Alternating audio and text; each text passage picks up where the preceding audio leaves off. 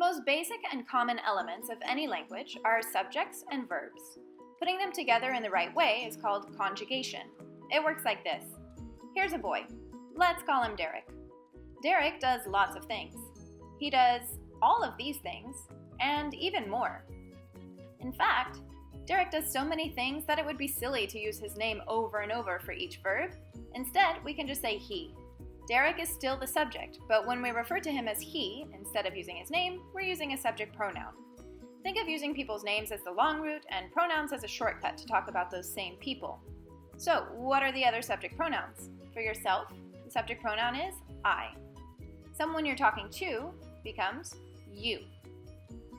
A female you're talking about or referring to is she. A male, like Derek for instance, would be he. A thing or object, like a ball, is it.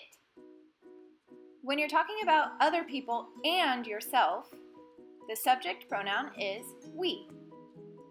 When you're talking to a group of people, you can call them you all or you guys.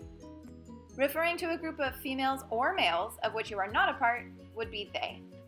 So, there are the subject pronouns in English. The way they're arranged here is how you should think about them, because the order is logical. The rows go from top to bottom and from first to second to third person.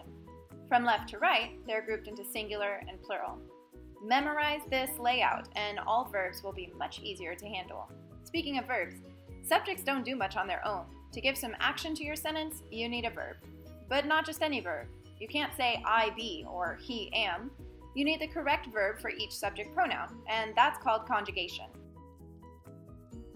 You'll be needing a conjugation chart. Luckily, they're easy to make. Step 1. Get your infinitive. Infinitives are dictionary forms of verbs. With infinitives, you can't tell who is doing the action or when they're doing it. It's just the idea of the action. They almost always have the word to in front of them. In this example, we'll be using the infinitive to be. Since we do want to know who is doing the action, we'll write down our subject pronouns so we'll know who is doing what.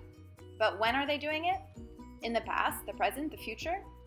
In this lesson, we'll start with the present tense, so we'll be conjugating things like I go or I do, and we'll get to I went and I did later on in the lessons.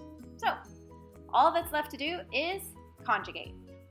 The correct form of the infinitive verb to be for the subject pronoun I is am. Here are the rest. Now, notice that it seems easier to just say I am than to explain why you chose that combination. Think about how you learned this verb. It was trial and error and memorization, most likely when you were very young. So don't get discouraged if such things don't come naturally to you in new languages.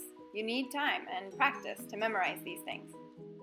You now know how to use subject pronouns and conjugation in English. Congrats!